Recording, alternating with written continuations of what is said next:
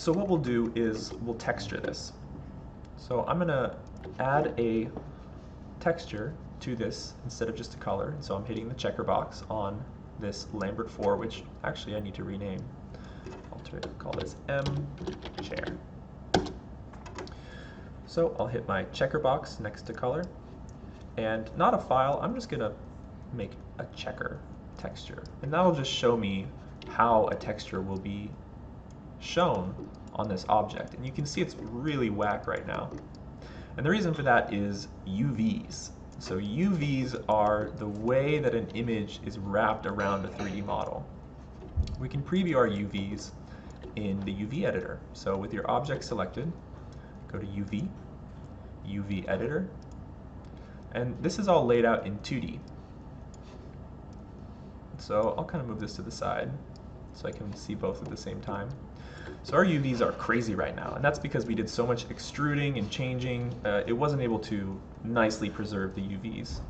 You'll see if I just create a new cube, the UVs on this cube are laid out like this. You might have done this in class somewhere where you cut out a piece of paper and you fold it up into a 3D object. That's exactly what we're doing here, is we're unfolding this chair into UVs. And so you can see how this started with the cube, and we added all this stuff and it didn't know what to do with it. So thankfully, Maya is pretty good at automatically UV mapping.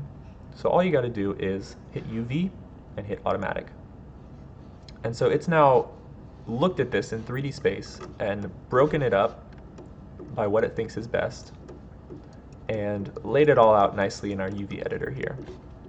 You can have automatic UVs like this, and then you can go in and texture this, and that's what a regular 3D artist would do, is refine the UVs and the textures. But for you guys, I think what you'd really like is the, again, projection camera based. So we can do camera based UVs. So I'm going to click on this, and I'm going to select my other camera just by going into the view.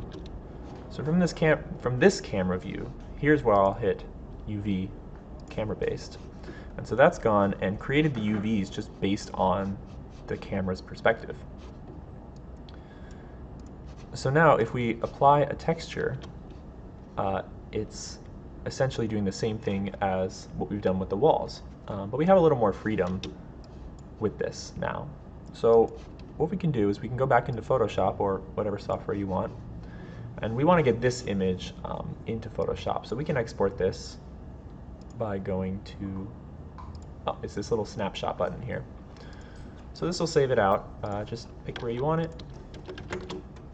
I'll call it UV. And yeah, PNG 2048, all that looks good. So let's hop into Photoshop and let's bring in those UVs. So this is our texture, and actually we want to be working at our texture's resolution. So I'm going to bring this in to its own thing. And just so we can see it a little better, I'll fill in a layer underneath it. And I just created a new layer by hitting new layer, and I used the paint bucket tool to fill it. So I hit G and I clicked, and my current selection color is black. So we want our chair to be red, and now we can go ahead and reference this. So what's nice is, instead of doing CG lighting, where we place a light here and have that simulate light and that creates a lighter color here, we can actually just directly paint on what we want. So we know we want a lighter edge here, and I'm actually going to sample this color. Where's my eyedropper? There we go. I'm going to sample this red, this lighter red. Actually, I'll start with this solid default red. Go back to my UVs, and now that I have that red color, I'll use my paint bucket tool, which is G, and click on the layer underneath. So now we have our base color for our chair. And I'll just go ahead and use the dodge tool, that's great, to add highlights. So As I do that, it'll start to brighten it up. I think I'll add another layer on top of this just so I can refine. And I'm going to hold Alt and right click and drag so my brush is bigger. It looks like my opacity is only at 10, so it'll take me a few clicks for it to show up. Let me turn my exposure all the way up just to make sure this is working. So it looks like I have to be on my red layer, so I can't do this on a new layer, so I'll delete that. So make sure you have your red layer selected, burn tool, and you can start painting in those highlights.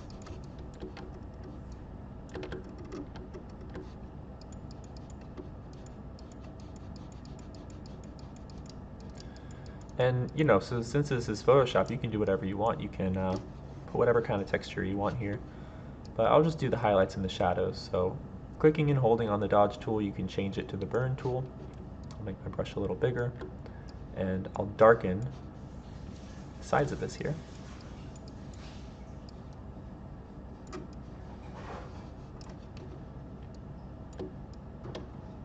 You can hold Shift to make a perfectly straight line. So I want the very edge of this to be probably the darkest. And I'll do the same up here. I'll make this even lighter, 20%.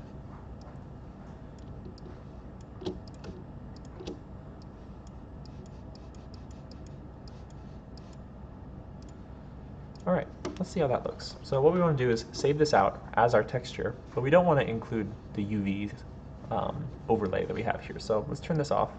So we just have, this is our texture now. So we'll do Control-Alt-S to save. I'll save it as chair texture. And now I'll bring that in to Maya. So same as before, we'll select our chair.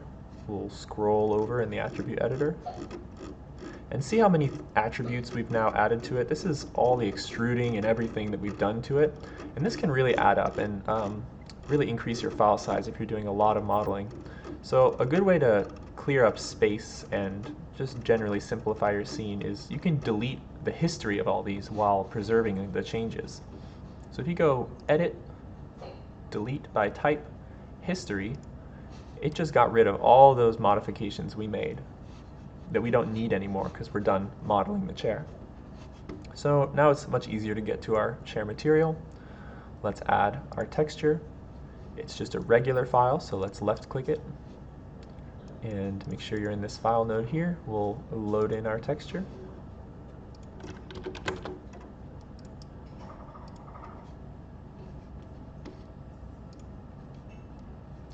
And there it is. And so it's nicely UV mapped, and we can rotate in 3D around this model, and we see the highlight that we painted here, we see the shadows that we painted here, and we see, since I think this is just a brush stroke that I did here, and since this was our perspective, there's a very small area of pixels that are being used to texture this. Very similar to what happened in here, where there's only so many pixels that it can stretch across because the UVs are smaller. But those are the basics there. So let's keep going with our project.